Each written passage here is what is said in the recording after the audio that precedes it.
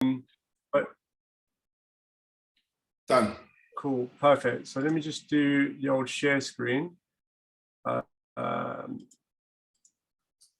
Okay. First of all, can everyone see that clearly? Is that like big enough? You can see the details on that. Yeah. Okay, so first of all, I'd like to start by saying to everyone, congratulations on investing your time. It's one of the first lessons I learned when I was on the coaching program, is that in order to grow your business, to grow yourselves, you have to carve out time to work on these really important things. And oftentimes when you're in business, especially if you're like a one-man band or you've got a small team, you're firefighting all the time. And doing what we're doing today is making the time to invest in yourself and in your business. So you're going to leave today with some ideas, some really powerful questions on sales and marketing, to help you move forward in your own business and achieve what you want to achieve. Also, this is really important. It's all about you. Please take notes. On your phone, write it down, participate, be present, because you will forget 97% of what we cover unless you write it down. And unless you participate as well, unless you ask questions. It's the only way that this works virtually. In a physical space, it's a bit different, but virtually, it's down to you and your participation in making this as effective as it can be, not only for me, but for yourselves as well. And so that's really, really important. So first test of that today, can I have everyone's permission to present to you today, to coach you today, and to challenge you today? Just a yes in the chat box, if that's okay. Let's see how everyone's doing on that. Yes, yes, yes. Everyone's on fire. Love it. All right, brilliant. Let's get into it. We've got a lot to cover today. And we're going to do our absolute best to dive as deep as possible into all these different components of sales and marketing.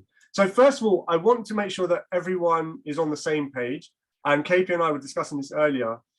Oftentimes, sales and marketing get clumped together. You see it on business cards, when you speak to people sometimes. What do? I'm in sales and marketing. The reality is sales and marketing are two completely different channels or components of your business. They have two completely different functions. And it's really important to understand that they are not one and the same thing, though they work hand in hand together. So this is what we're going to be covering today: what true marketing is, defining what sales is, how to tell the world about your business, and 5 key metrics. This is what the really deep stuff that you're going to need to make sure you remember to write down about. 5 key metrics you need to watch in your business, and we're going to do a bit of a deep dive on one of those metrics. So before we go into that, a very quick overview about myself. My name's Mr Singhs. Most people know me as Kooks. I'm a serial entrepreneur, so I've got 3 businesses, and I'm a full-time business coach. And my story goes like this. So I had a short career in the city as a stockbroker before Sunny, KP's brother, Sunny, and I decided to build 152 apartments out in India, in a place called Baroda. It was a £5.2 million development. We had never built anything like this before. I just about speak English, let alone Gujarati. I'm Punjabi myself. So luckily Sunny was on hand to take care of all those things. But we sketched it out on a bit of paper. And the picture that you see on the left-hand side is the development that we created. As we started that business off, shortly afterwards, I sold my stake and started my family business, which is called Mr Singhs. You see that on the right-hand side. We started from a garden shed making chili sauce, picking chilies by hand, washing them in the bathtub, blending them, grinding them, destroying my mom's kitchen, and making this sauce that my dad created. And we were just scaling very, very quickly. We were on TV, we were in the press, supplying Sainsbury's, Tesco's, Ocado. We were exporting, we were in Harvey Nichols. We attracted angel investors as well into the business. And it was a very rapid growth period of my time. Imagine going from a garden shed to being on TV and in the press in a very short space of time, having never done it before. That's what was happening. So it was, like I said, a very rapid and intense period of my life. I'd gone from the garden sheds to being on TV, being seen by millions, and we were in the press.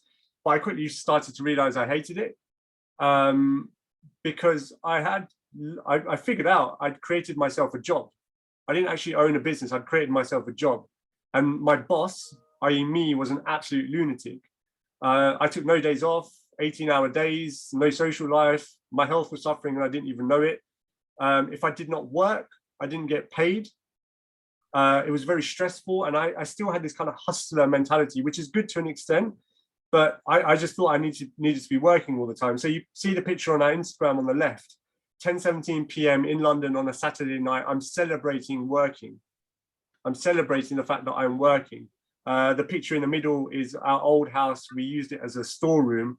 All I knew was things had to change because I didn't want that life anymore and I hated it.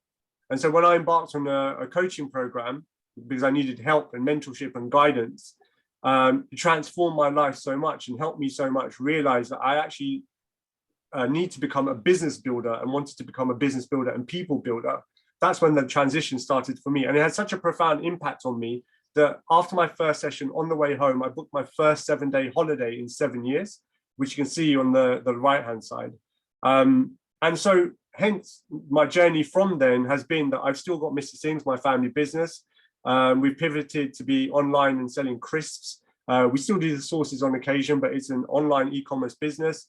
I've got a digital marketing business, and we've got a large format print business, which basically brings people's ideas to life. Very quick overview about myself and what we do. So now on to coaching and on to building a business. Typically across all businesses, it doesn't matter what type of business you're in, there's always 4 areas of pain. Time, as in you're firefighting all the time, you never have enough time. Team, recruiting people, training people, finding the right types of people, getting the best out of your people. Money, so cash flow, inconsistent cash flow, actually understanding money and finances and what it all really means within business. And net margins, gross margins, P&Ls, all these types of things. And finally, marketing. People struggle with marketing. It's a big pain because it gets confused with sales and people don't often know how to do it properly. So time, team, money, and marketing. And today we're going to be looking at marketing. I know some of you have been on a few of these webinars before with me, and I've asked this question before, but to everyone that's new, and it's an opportunity for you to participate and be present, I want to ask you that first question. In your mind, what is your definition of a business? Answers in the chat box. What is a business in your mind? Let's have a look what everyone says. And if you know the answer, you've seen this before, give everyone a chance. What is a business?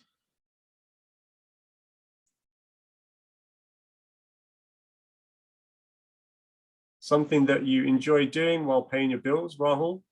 Appreciate that. Anyone else? 1 or 2 more. What is a business? A way of life. Interesting. Interesting. Anything else? Something you can build to do the work for you. By Rory, we're edging closer to it. So a profit-making entity. Interesting. Yeah, profit-making entity is true. So if you want to take your first note down of the day, this is our definition and what has become my definition of what a business is. A business is a commercial and profitable enterprise which works without you, if you choose to. Working in your business becomes a choice.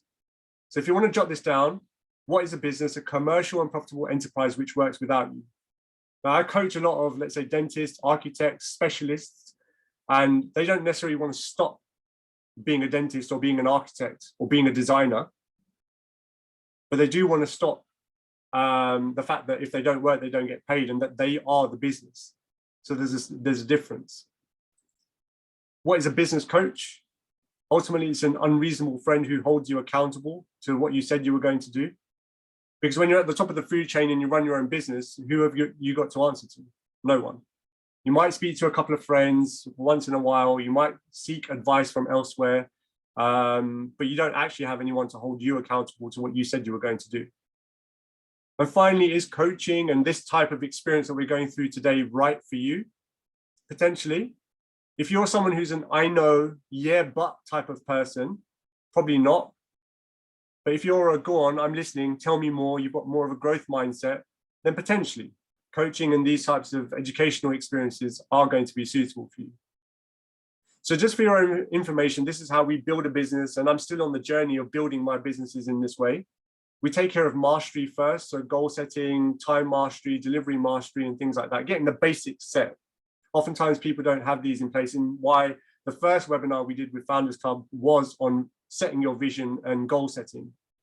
Niche, which is what we're going to dive into today, predictable cash flow, efficiency, structuring your business for growth into the future, creating that well-oiled machine. And then finally, you're in a position where as a business owner, you've got personal growth and or new businesses, but ultimately massive results, time, team, and money. Now, typically, if you spend anywhere between, let's say, 3 to 5 hours a week working on your business, you're looking at 5 to 7 years to have a business work without you. If you're spending about 20 hours a week working on your business, so that doesn't mean doing sales, that doesn't mean going out and meeting new clients or anything like that, but this is pure strategic work, 20 hours a week, it will take you about 2 to 3 years to build a business that works without you. So finally getting into it, let's start understanding where everyone is at the moment. In your mind and in your own words, in the chat box, please write down what you think marketing is and what its purpose is. Let's have a look where everyone's at. What is marketing and what is its purpose? Because remember, sales and marketing are two separate entities. Generating awareness of your business. Yes, to an extent. Let's get a bit more specific. Anyone else? What is marketing and its purpose? Raise awareness. Promoting and creating awareness of the business. Yeah, we're along the right track. Ada for target market. Aaron. Oh, hey, Aaron, how's it going, mate? Got a pro, got a true pro in the room today. Handsome guy too. Promoting and selling products or services. Okay, so in our words, in my words, I like to keep things very, very simple and memorable. What is marketing and its purpose? And if you want to jot this down, please do, because use colors, bullet points, write down notes, and any light bulbs that go off. In our definition, marketing is lead generation. That's it. That's all marketing is. It's existing or new customers raising their hand as a show of interest in what you do. Plus, it's an opportunity for you to communicate your value. And we're going to talk about value slightly later on today. But it's an opportunity for you to communicate your value. But primarily, it's lead generation. That's all marketing is. Kooks, can I just jump in on that just very quickly? And I'm just jumping in because I know a few people said awareness, and actually before I knew, you know, awareness was always a part of it. You know, that is a big part of it. And there may be some members who are saying, actually, yeah, well, what about awareness? The ultimate goal is lead generation. You know, so awareness is that conduit between, you know, and that step before lead generation. Because if you are, you know, you can't sell your product or service without awareness. But then when you have awareness, it's absolutely irrelevant to have that awareness if nothing is done on that. Yeah. And that is the lead generation. So the ultimate pinnacle for marketing and its purpose is lead generation. Yeah, exactly. It's a function. You literally want someone to say, yeah, I'm interested to know more about what you do. That's marketing. And when it's been successful, that's it. Right? So let's play the same game again. Right? This is Uncle Raj selling his goods. What is a sale and its purpose? So if we know marketing is lead generation, what is a sale and its purpose? Answers in the, or thoughts in the chat box, please. What is a sale and its purpose? Conversion, Aaron, conversion, generating revenue, lead conversion. Any others? Lead conversion? Oh, Rahul, nail on the head in the chat box. So yes, converting a lead to a paying customer. So if we're being very specific in the wording that we use, we're being very deliberate and positioning our own thoughts to be deliberate. A sale is converting a lead to a paying customer. And then secondly to that is helping people buy your product or service in a professional way. You're not necessarily selling, you're helping people buy. So it's repositioning things in your own mind. But like Rahul said, the purpose of a sale is only the first part. You know, they're going to go on a journey with you and to be a customer with you for a long time. Like we coach on 7 stages, from being what we call a suspect, so someone who's just raised their hand and they're kind of interested in what you do, to actually becoming a raving fan, where people go out and they just talk about you all the time and they buy your products. So I want to spend a bit more time on this, and there's going to be a lot of questions, and I want to know where everyone's at with this. Is your business a well-kept secret? That's what this is all about today. So I'm just going to read this particular statement out to you because it's so important. And KP, like, dive in with what we were talking about earlier here. Predictable cash flow comes from consistent sales via opportunities created by consistent marketing. The word consistent is so important here, right? Using multiple channels and multiple strategies. So KP and I were talking earlier, and I think KP, what you were saying, you've got 7, 10 channels that you use for Foundxrs Club? Yeah, we've got nine marketing pillars for our business, ranging everything from Google AdWords to Instagram leads to our Explore the Club breakfasts, partnerships, etc., etc. So we've probably got about 9 marketing pillars. And look, I want everyone to be honest in this engagement as well. You know, oftentimes when I speak to people and I say, look, what's your marketing channels or your marketing pillars? And they say, oh, just word of mouth. I don't need anything else. They've got 1, word of mouth. And they think that's enough to build and grow and sustain their business. So at the moment, just off the top of your head, in the chat box, where's everyone at the moment in terms of the number of marketing channels that they're using? 4. Rahul is on 4. It's a good start. Any others? How many others? Anyone on 1? 7.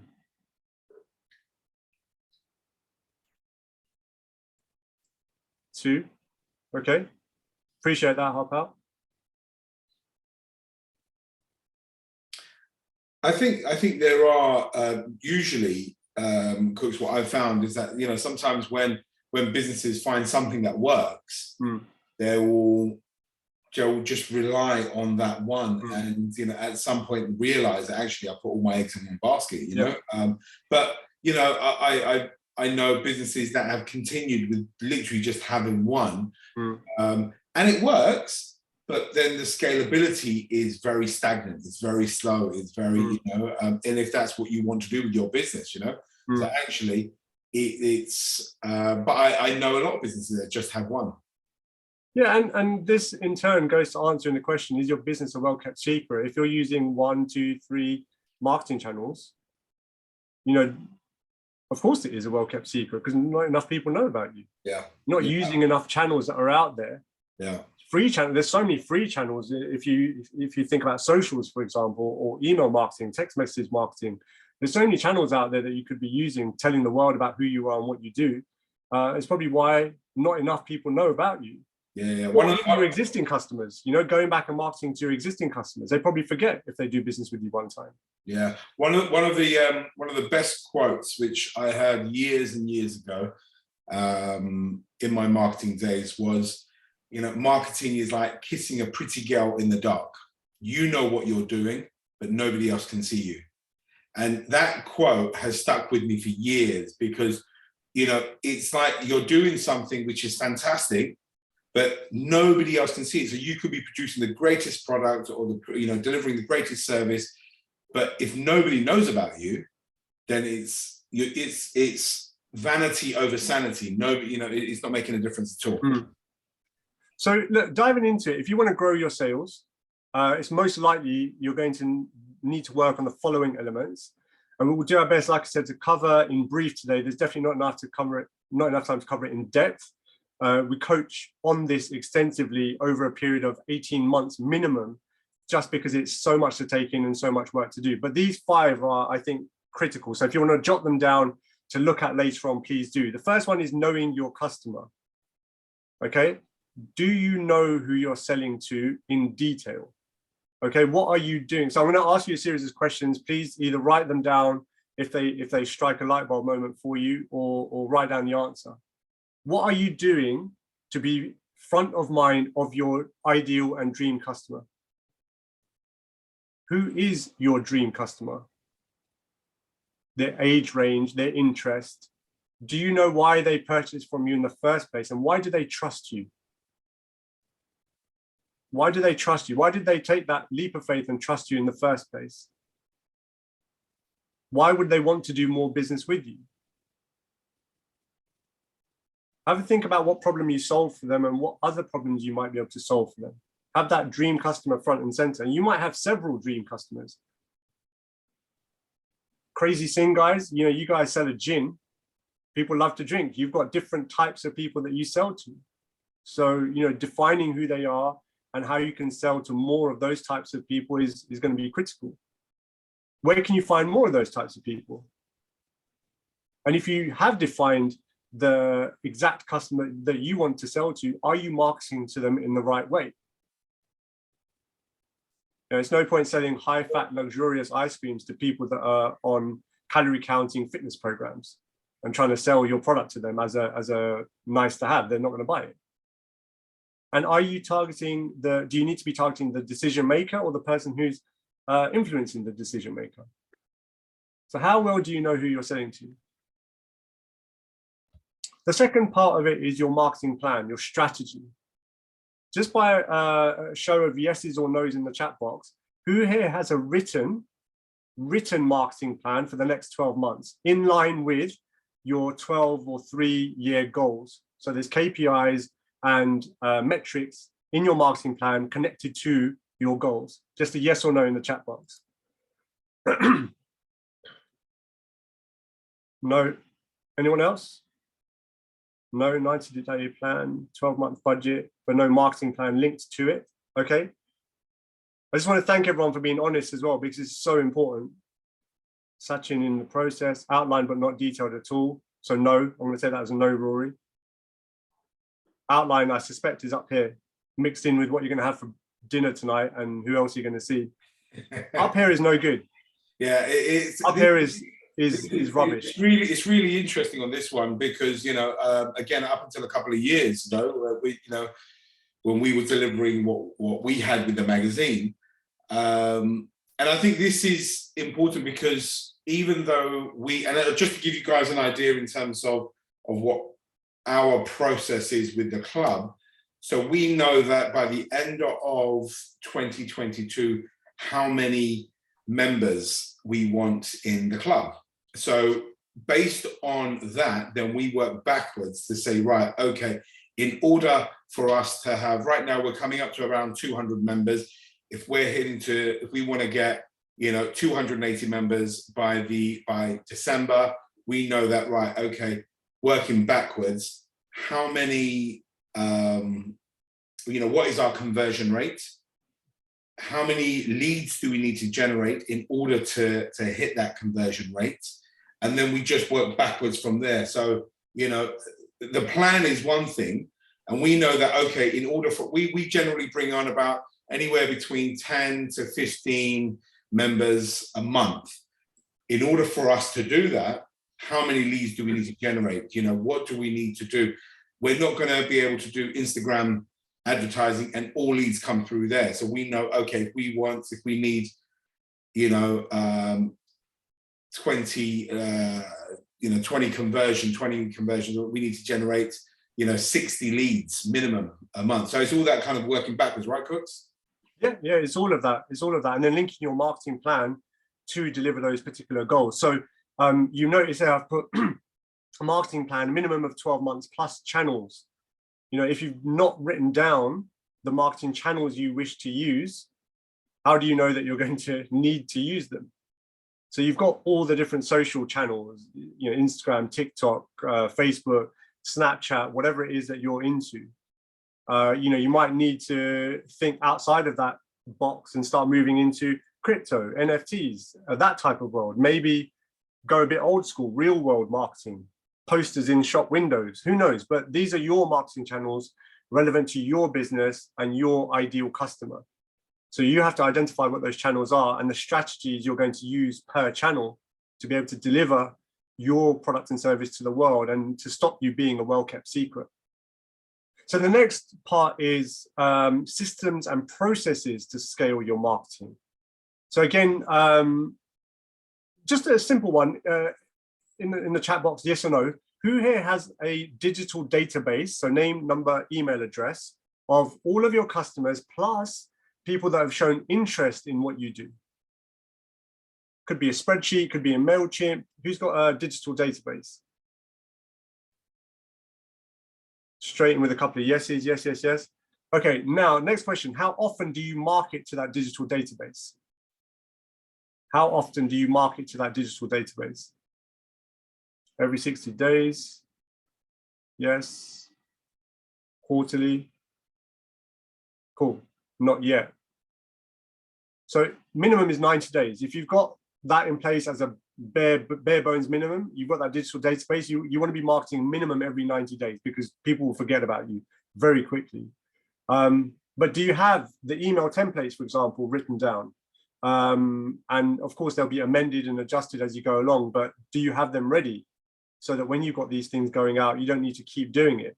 Do you have copy for all your social channels that you're going to be using drafted and ready? Your hashtag research, has that all been done? Are you using automations like Zapier and all these other things as a part of the systems and processes that you can use to scale your marketing? Of course, there needs to be amendments and campaign amendments and things like that along the way, but a lot of work you can do to systemize and create that consistency in what you do. So the next part of it is sales scripts, processes, conversion methods, etc., FAQs. You know, I mentioned earlier about your best salesperson. And if it's just you in the business right now, you're the best salesperson.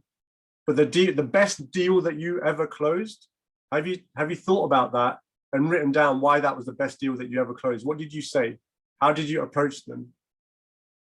What was the conversation like? Have you picked that out, written it down, turned it into a script so that you can reuse it? Or when you hire your first salesperson, can they use it?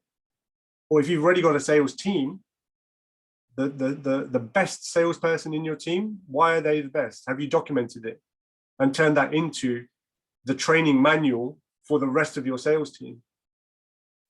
And again, you know, there's processes, there's conversion methods that you could use. And if it's not written down, why not?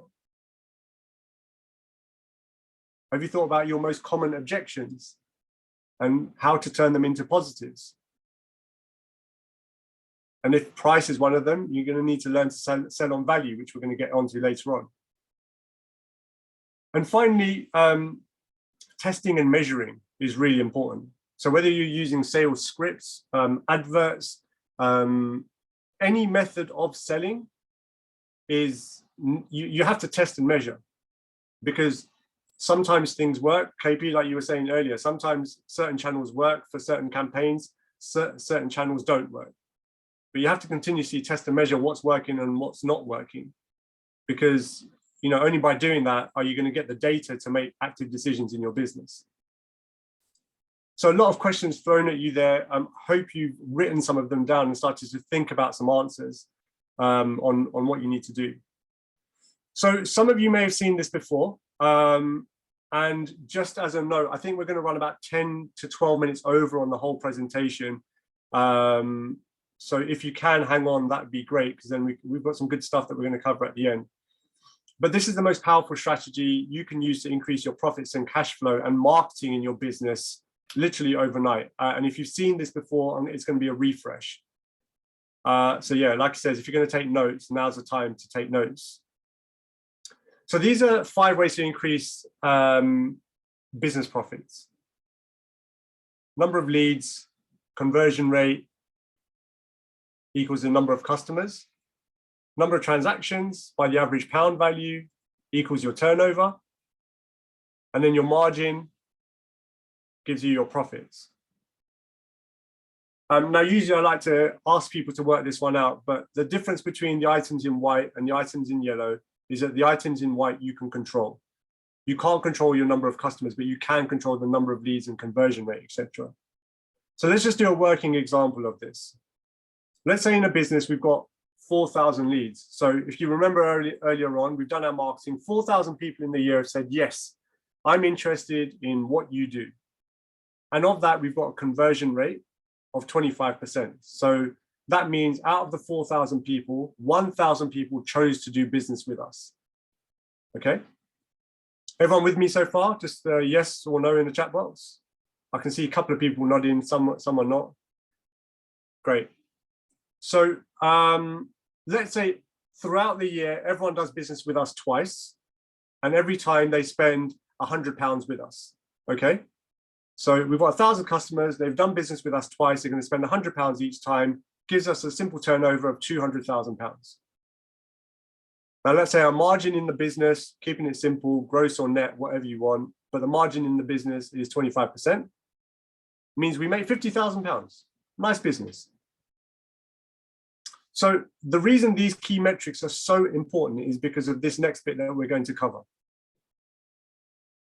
Let's say we are monitoring the data on all of these metrics and we know what the numbers are. And if you've never seen this before, it's okay. I'd never seen this before, and I didn't even know what half of these things were. So make sure you write them down and start to track all of these 5 key metrics. But let's say we increase 10%. So we've increased the number of leads by 10%. We've done some better marketing. 400 more people in the year have raised their hand. We've increased our conversion rate. We've improved the way in which we sell and help people buy. So a little bit more conversion takes us to 27.5% conversion rate. If you know the answer to this, don't put it in the chat box. But if you don't, what do you think is going to happen to our number of customers? If we've increased everything else by 10%, what's our number of customers going to be?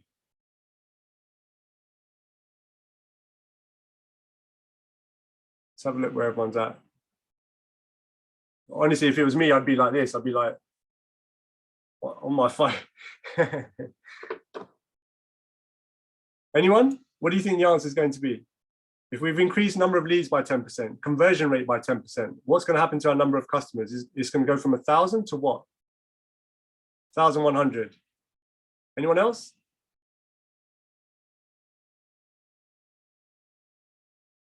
Well, it was a trick question. Trick question, Sachin. Thank you for participating.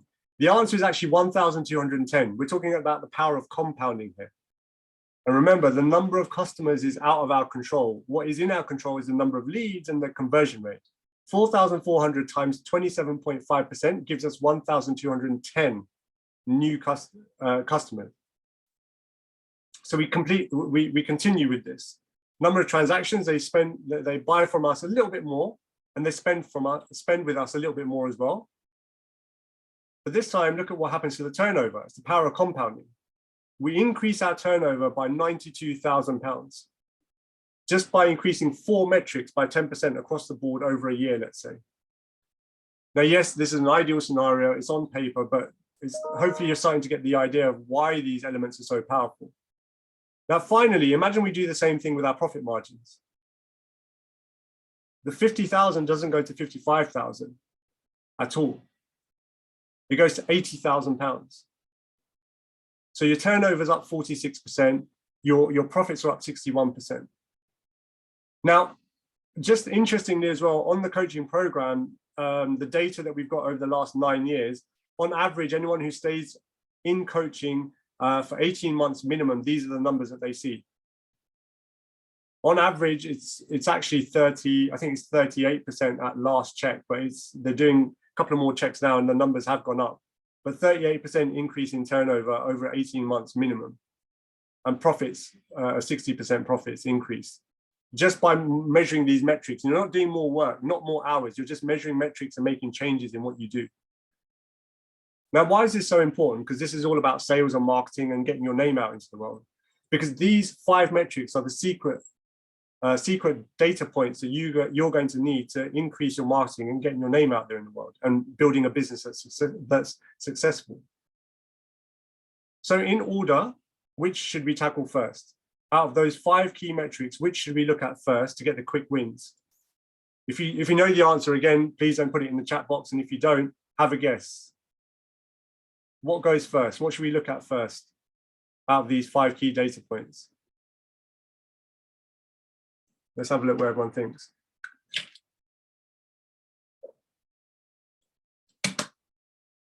Conversion rate, Sachin. Tash, Harpal. Let's see who else. Average sale, interesting. One more, anyone else? Conversion rate, almost. The first place to start is your profit margin. Rashira leads, interesting. First place to start is profit margin. You could, after this presentation, increase your prices by 10%. There'll be work to do to sell to your customers, but that aside, increase your prices by 10% and bang, your profits are up. Easy.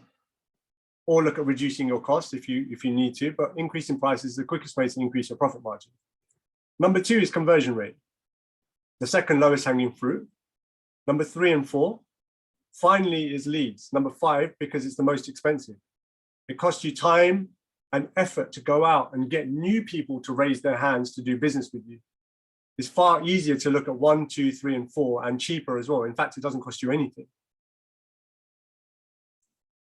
And it also means you can remarket to your existing base of customers to get new customers if you need to.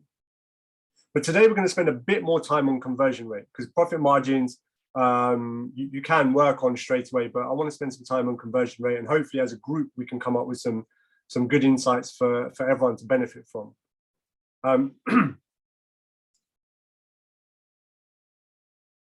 So improving your conversion with trust and money. There's 2 reasons people will not buy from you. As far as I've covered and we've been coached on, there's 2 reasons people will not buy from you.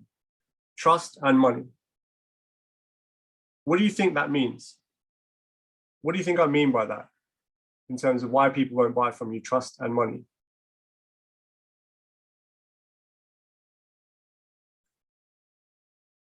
Any thoughts? They don't value what you're offering. Yeah, correct. Lack of trust, too expensive.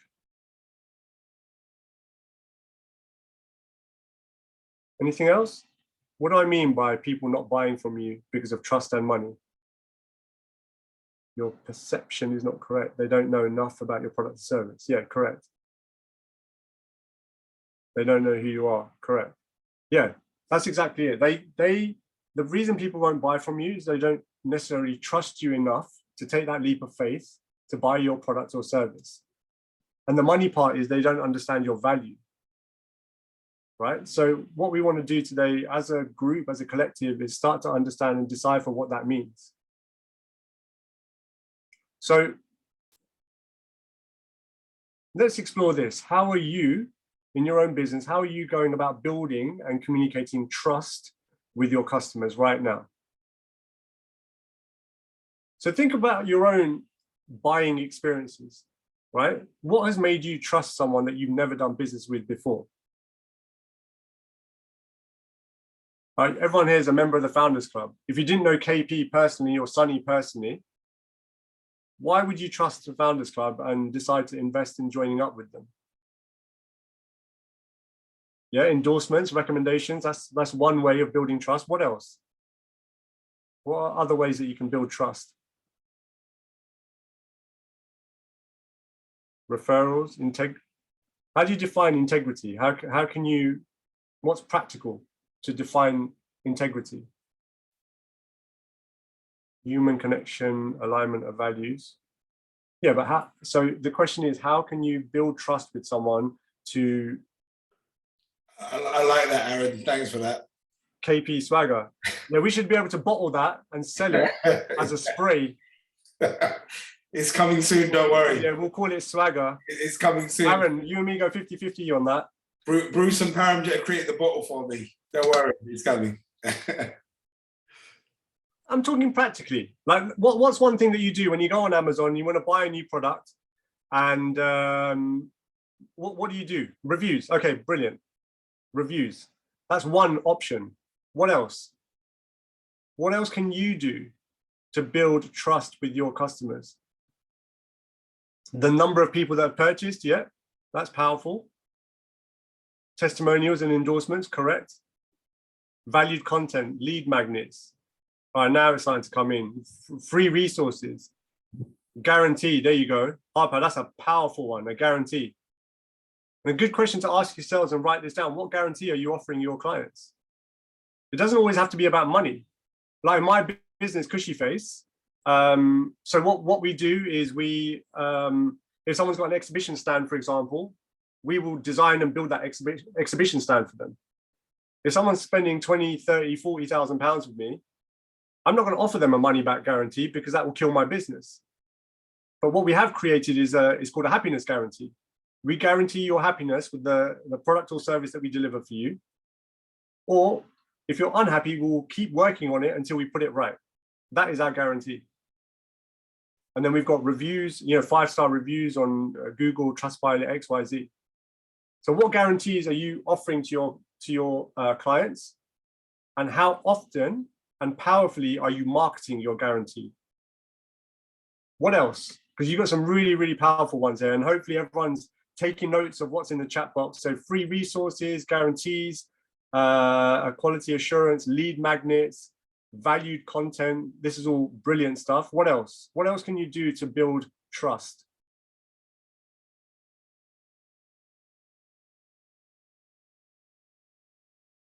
Any other ideas? Sponsorship, yeah. Yeah, a big event. Affiliations. Yeah, exactly. And this is a prime example of an affiliation.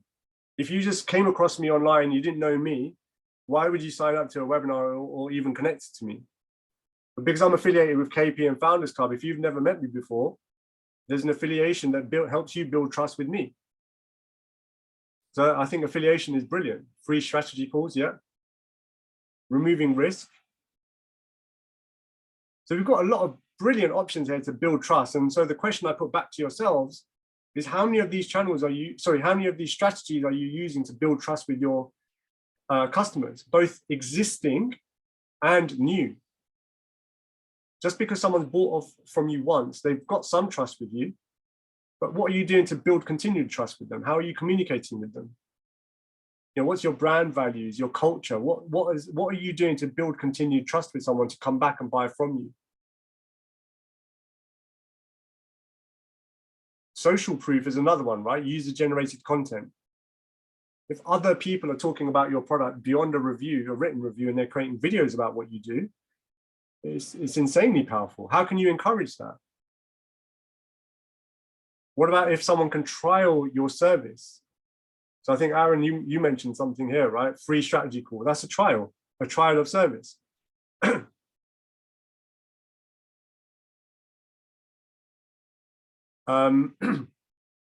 Another one, there's a really powerful book, if you guys want to jot this down, and it's by a guy called Alex Hormozi, $100 Million Offers. And he talks about something called a Grand Slam offer, where it's essentially easier to say yes than it is to say no. Like the offer is so good, it's much easier for you to say yes. And his book and audiobook are really good. His Instagram's really good as well, always dropping some powerful hints. So these are methods that you can use to build your trust in the marketplace and build your name in the marketplace. So now let's talk about money. Uncle Raj earlier from the fruit stand. This is his girlfriend. She's a model. She models for Dishoom. This is from Dishoom Restaurants.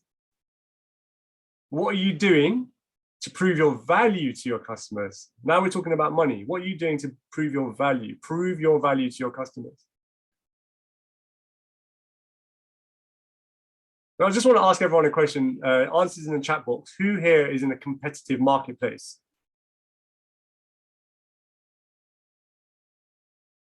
Sachin, me, Nilan, yes, we. I mean, I'm assuming everyone's going to say yes to this. We're all in competitive marketplaces, right? What happens if you sell on price?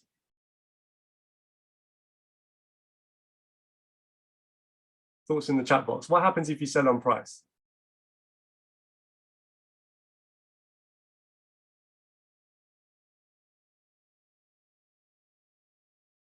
Someone can always do it cheaper. Most of us are Indian here. You've heard that line before. I get it cheaper. I think I hear my mum say it all the time.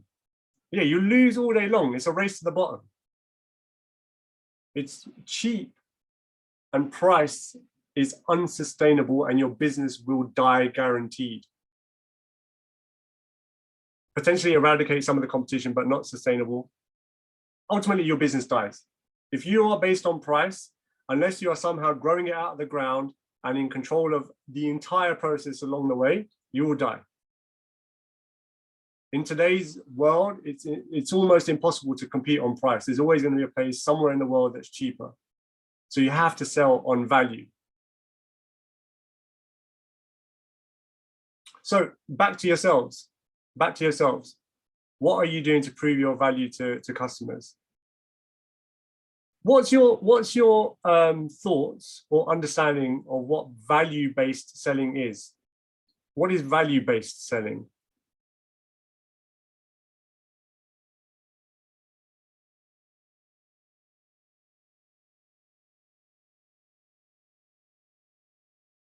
Anyone? What's your thoughts on value-based selling?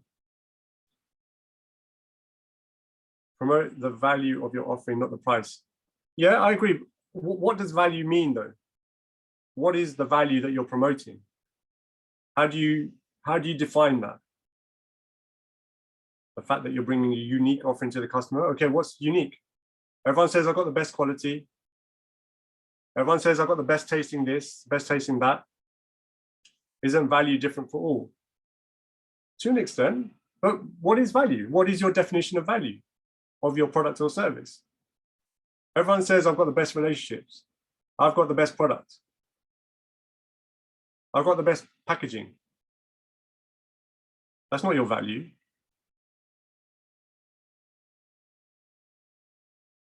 The transformation your customer will receive. All right, we're starting to get there. Understanding your client solution is starting to get there.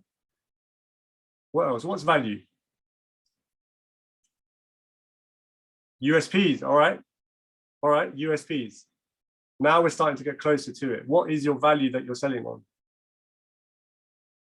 Something intangible you can't put a price on, yes. Getting closer and closer to it. The problem you solve, powerful. So let me give you an example. We've got Dishoom here, Uncle Raj's girlfriend, on the Dishoom poster. Who's been to Dishoom or experienced Dishoom? Yeah, just show of hands. I think I can see most people. Now, Dishoom sell on value. Indian style street food. You go in there, it's like you're in a Mumbai railway station from the 1950s, and people queue up for an hour. The restaurant could be empty inside, but people queue up for an hour to get into Dishoom. It's not cheap, and people will wait happily to get in there. The value that they're selling at that particular point is exclusivity. Right? They've got an experience that they're selling. Their product is tasty, but they're not selling on that. People love experiences. Yeah, they're selling an experience. They're selling exclusivity. They're selling on FOMO, basically, a fear of missing out. Because when you walk past Dishoom and you see a massive queue, your natural instinct is go, why is there a massive queue then, to go and have a look? And then bang, they let people in and away you go. Same with nightclubs, right? The best nightclubs, they've always got massive queues outside. And then when you get in, it's dead. But it's to, they're selling on value. It's like being part of the Foundxrs Club. People do anything to be a part of it. That's right. KP showed me the pictures. Some of them I don't want to see ever again, but yeah, people will do anything to be a part of the Foundxrs Club. But it's not dead inside. Got to say that. That's true. That's true. But yeah, never quite understood why people queue for empty restaurants, because they're selling on value, right? Let's look at phones, right? I'm an Apple guy. I've got an Apple Mac. Man, they've got me hook, line, and sinker. If they had T-shirts, I'd probably buy a T-shirt, right?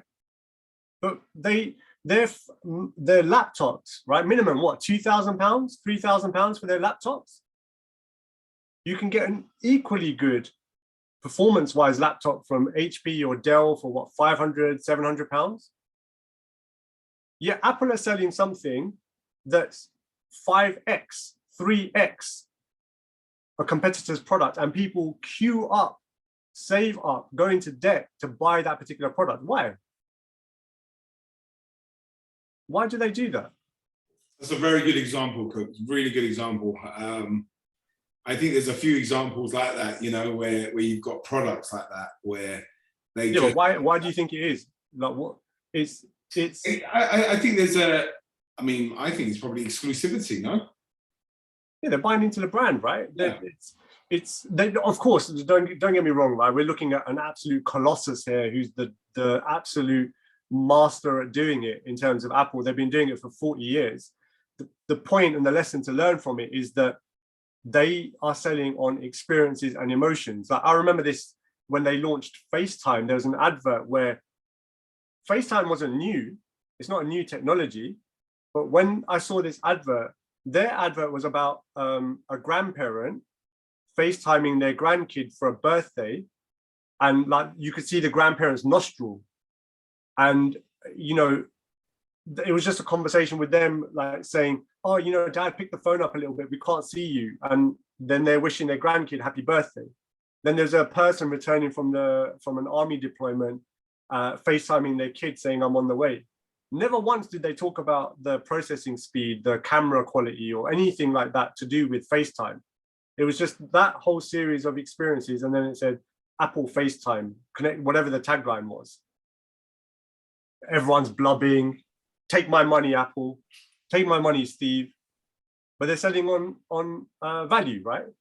You don't care about money at that point. So again, I'll go back to you. I'll ask you your own question, and it's okay if you don't have the answers to any of these things. It's okay if you've never even thought about this and you're selling on price at the moment. I have to state, it's okay. Don't feel any type of way about it. Because honestly, I didn't know any of this type of stuff before I came across it and it was exposed to me. But hopefully now that you're exposed to it, you can start to think about these questions and how you can start selling on value. But I sell crisps, right? 40-gram bag of crisps for £1.50.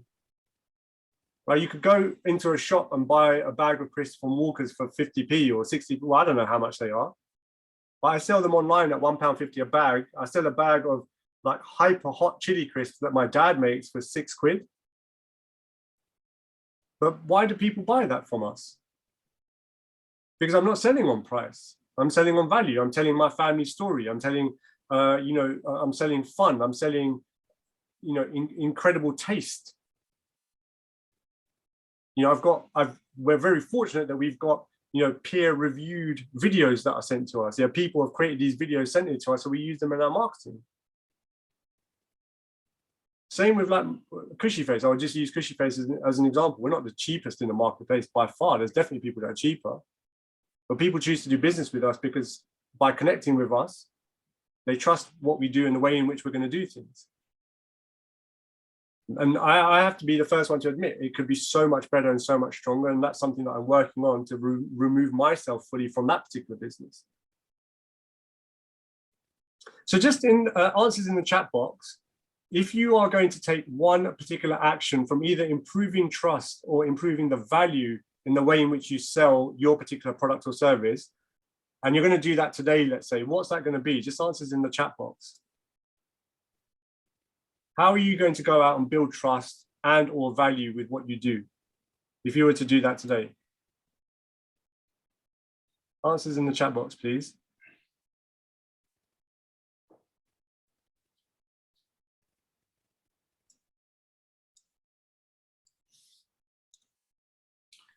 Cooks, while people are doing that, are there any other examples? I always use Apple as a great example and a case study because they are, formidable at doing that. When obviously their competitors' prices are 3 to 5 times lower than theirs. Can you think of anyone else that does? I also put that down to great marketing, right? Because again, everything that Apple does, I remember seeing an advert from them recently, maybe about a year or two ago, and their whole TV advert was, I think it had celebrities but they were all using MacBooks or something. So that it was pictures of that person, but just discreetly. And it was candid pictures. It wasn't an advert like they'd taken for Apple. Yeah. You'd had, you know, a pop star or a rap star in a recording studio with their Mac open. Yeah. You know, so you have that, obviously have that, you know, and it was such a clever advert done, you know. But again, they never talk about how powerful their product is. They talk about. There's a guy that I follow on Instagram, a guy called Jazz Rose, Jazzrose, right? Jazz Rose, and he's basically an entrepreneur, built up a business, sold it for a couple of million, and now his whole thing is about wealth, right? So I was really interested to learn about wealth because I knew how to make money, but I didn't know enough about wealth. So I started following him, and he was always putting out a load of content, always engaged with me. And then he started talking about, look, you know, I've got mentoring sessions available. I do free webinars. I do this, I do that. And every single piece of content he put out was like a hack. It was like, you know what, do this and see how this happens. You know, if you want to increase your income by 10K a month, this is how you're going to do it and how long it's going to take. And you do literally record himself writing this stuff down, and you do it, and it'd be like incredible. The first product I bought off him was a £35 Excel spreadsheet, which is basically a wealth planning document. So you could do your budgeting, your goal setting, all these other things. I looked at it, I downloaded it. I have to be honest, I haven't even used it yet because I was using my own budgeting spreadsheet, and this was almost a year ago, right? But I bought it because I wanted to be involved with what he was doing and start building up my wealth. The second thing I did was at the beginning of, no, towards the end of last year, sorry, I paid £350 to have an hour-long Zoom call with him. Right? This is just someone I've seen on the internet. Why? Because I wanted to get his take on what I was doing and understand how someone who's achieved what he's achieved would tackle the challenges that I was tackling, and if I could do anything different. So for me, the perceived value and seeing everything that he had achieved meant that I trusted him enough to give him 350 quid. By an absolute stranger. But that all kind of manifested from the beginning of last year, where I said I wanted to connect with 2 millionaires and get to know them personally so that I could learn to level up myself. But his Instagram is a great example of how to build wealth, how to build trust and to sell on value. And the reason I chose to use him as an example is because at least I feel like he's relatable. It's not Apple, this faceless corporation, even though they are the absolute masters at doing it. So yeah, anyone else in the chat box, what are you going to do to improve trust and value? So I've got a couple here: improve quality of communication, engage more to build trust. How can you be specific? Get more reviews, offer free this, what else? One or two more.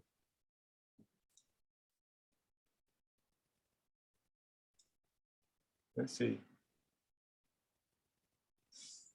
So I did this in the last session that we did. And every month it's a little bit different.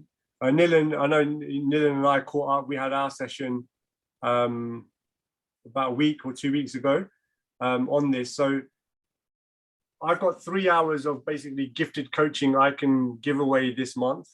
And if anyone is interested in taking me up on that, just drop a yes in the chat box and I will share the link with you.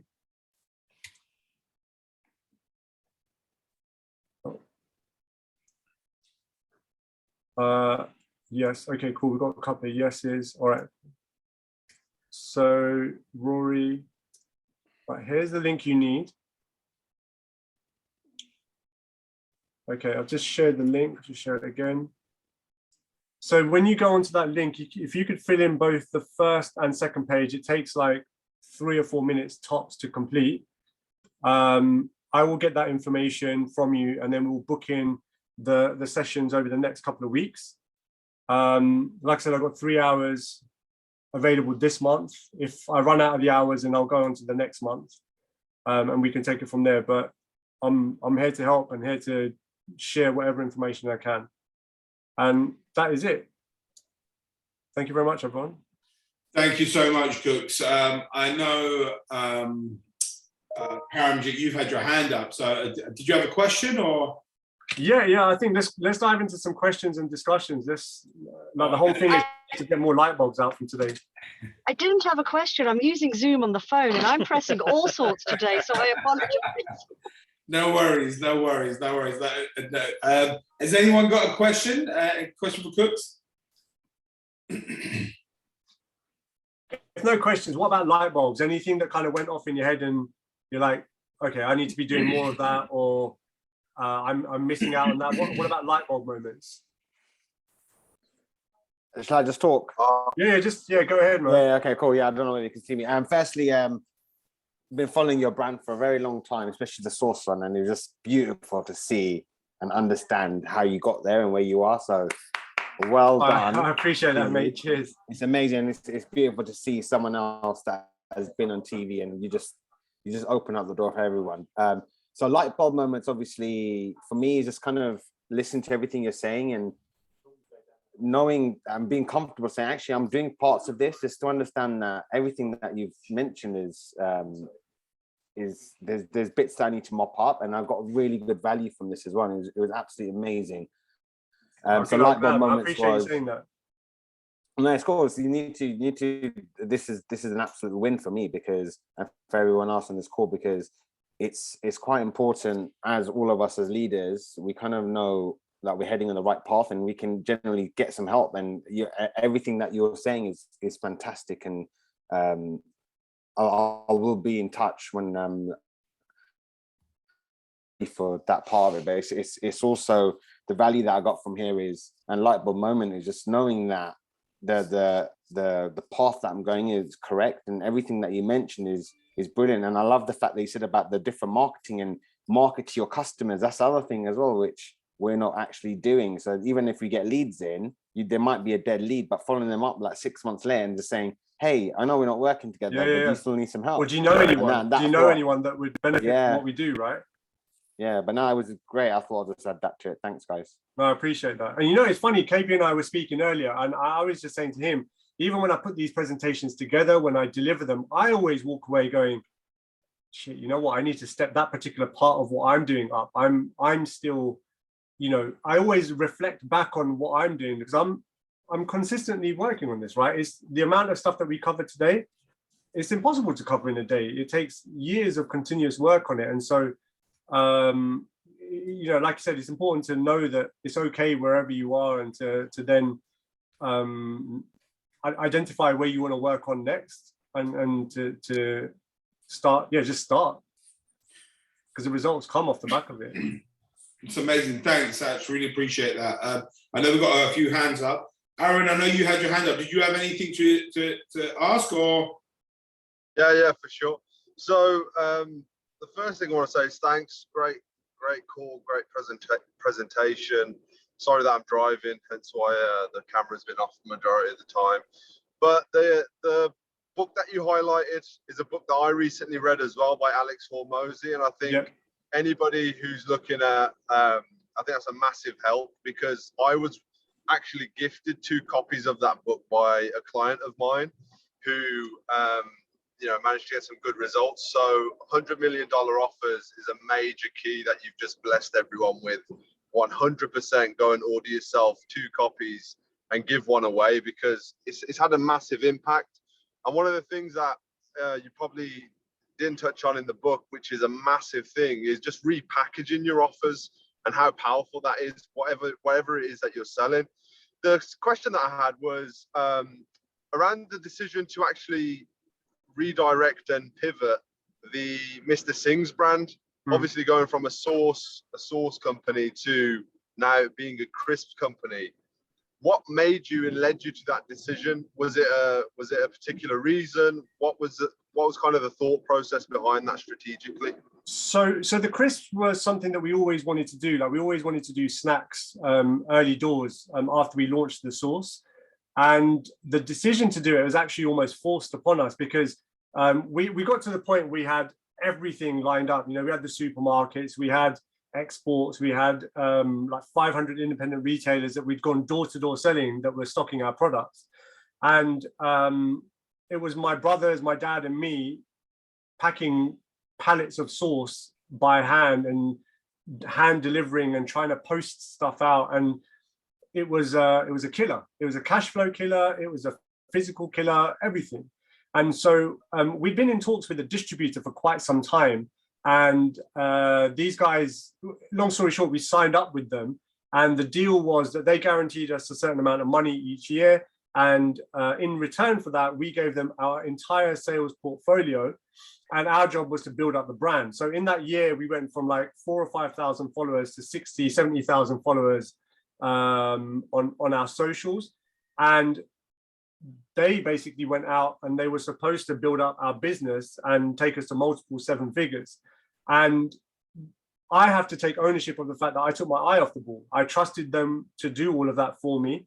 And the difference is when I go into, let's say, Sainsbury's, I am pitching my product and I love my product. I tell my story. Whereas when they're going in and they're pitching it, I'm page 18, quarter page of a catalog that they're saying, hey, Mr. Buyer, what do you want? And I allow that to happen. I have to take full ownership of that. And about 6 months in, we noticed that sales started to drop. And we're questioning them. We're trying to do things. We're going in store and doing tasting sessions and stuff like that. And it was too little, too late. And we started to lose our listings quite quickly.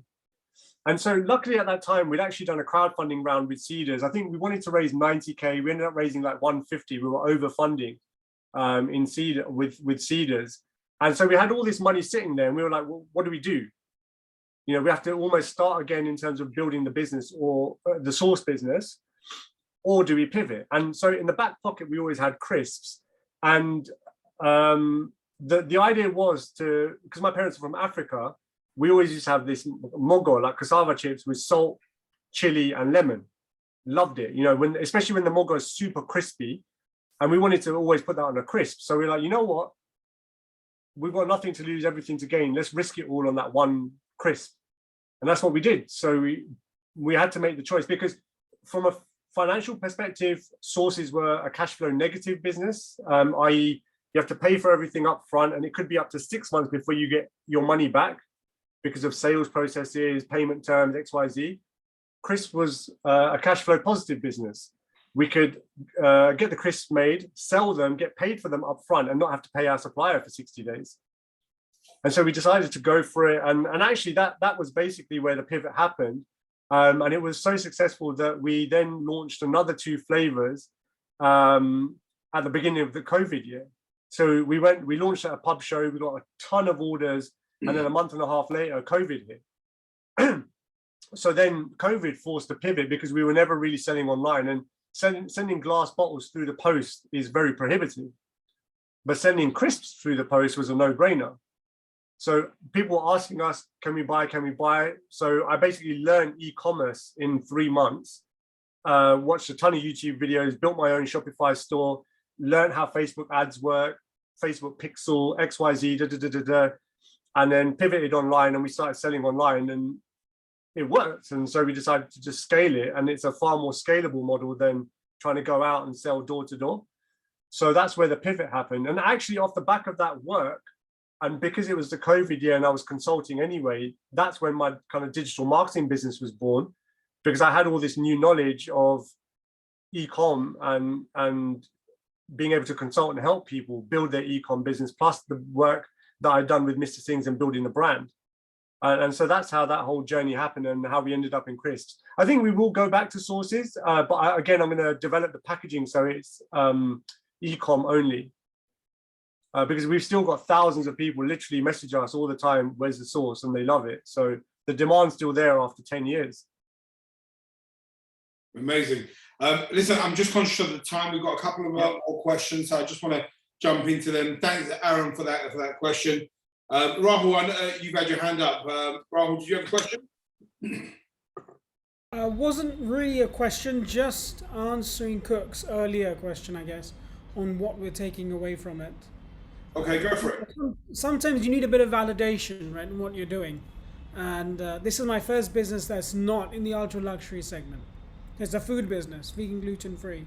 And I think a lot of what you've said, kicked me in the right place, I guess, to give me enough pain to say, you should be focusing on this. Why aren't you doing it? I.e. communication and putting the values forward in a far more simpler manner rather than overcomplicating things. So, brilliant session. Thanks a lot. Great help. Amazing. My Thank you pleasure. so much, Appreciate you Rahul. saying that. Really appreciate that. Thanks, Rahul. Avanish, you got a question, my bro? Not so much question, just sort of a reflection on what we're taking back. I think a lot of what's said in the chat boxes, and I think Kooks has broken it down into language which is simple to understand. And you pick it up and you're like, oh, okay, yeah, I need to do that. I need to do that. Just share something with the Foundxrs Club. Since joining the club, I've gone through, and because of the pandemic, I'm in events, and we were hit hard. So it's made me rethink my business module. And at the moment, although I'm on this, it's kind of, I'm starting back afresh, but there's a whole load of changes coming up, which has led me to do this. And it's important. It's talking to, attending the events, talking to people, events like this, online as well. It's opened up so many of these sort of question marks and everything else that I'm working on behind the scenes. The other thing, yes, I followed your journey. I remember when you were first doing your tasters, and I was part of that. I had been in the supermarket tasting your sauces, and No way. Oh man, I appreciate that. Yes. Yeah, you've grown a lot taller since then. Yeah. Yeah. So yeah, I've probably seen from the beginning to where you are now. Yeah, phenomenal journey. So yeah, hats off to you and well done. Amazing. Thank you so much, Avanish. Really appreciate it. Look, guys, we're coming up to 1:15. So I always find that the testament to any good masterclass is, those people who stay on, and then we go over and the conversation continues as well. And every time we do a masterclass with Kooks, that's always the case, So first and foremost, thank you very much to Kooks for hosting this sales and marketing masterclass. And secondly, thank you very much to all you lovely members as well for joining. Before we press on with the rest of our day, there's just keep in mind, guys, we've got a few more events coming up this month. On Thursday, we have an in-person event with Simon Alexander Ong. And then next Thursday, we have our meet and greet, our quarterly meet and greet. So I know some of your names are on it. If it's fallen off your radar by any chance, please do put that back on there. And then on the 26th, we are doing a Q&A with Dheeraj Mukherjee, who is the co-founder of Shazam. So there's a few. On the 20th, we're doing a shoot with Rory as well, which I think is actually full now. But the other events, so if you don't have them in your calendar, by all means, lock them in. Drop me a message, drop Rachira, so that we can add you in. Over the next few weeks, we'll be sending out more of the calendar. Hopefully, we'll have a penciled calendar for up until the end of the year. Fingers crossed. And obviously, there'll be things we'll be adding in throughout the year as well. So that's pretty much it from me. One thing I did want to kind of let you guys know on this session, Kooks obviously recommended to look at someone on Instagram. There's a guy that I follow on Instagram, and when it comes to marketing, I think he is fantastic. So his name is Dane Walker. Dane spelt as in D-A-I-N Walker. I see you guys know Bruce and Paramjet. I think you guys, yeah. So this guy, if you have a look at his stuff, it's phenomenal. I mean, he is a true marketeer, and he delves into, branding, what kind of branding, how the branding should work, the marketing, etc., etc. I absolutely love his stuff. Go and have a look at his stuff. If you like it, follow it. We're not affiliated with him at all, but actually, I follow him. So just, I found it relevant on this sales and marketing masterclass to just kind of recommend him to someone to have a look at. But look, guys, on that note, I don't know if there's any other questions, any other notes, but that's it from me and Kooks. Thank you, everyone. Thank you. Enjoy the rest of your day. Cheers, Thank you, KB, guys. Guys. you're gonna hang on, You yeah? too. Thank you. Yeah. KP, just hang on 2 minutes. Yep. All right. See you later. See ya. Thank you, guys. Cheers. Yeah.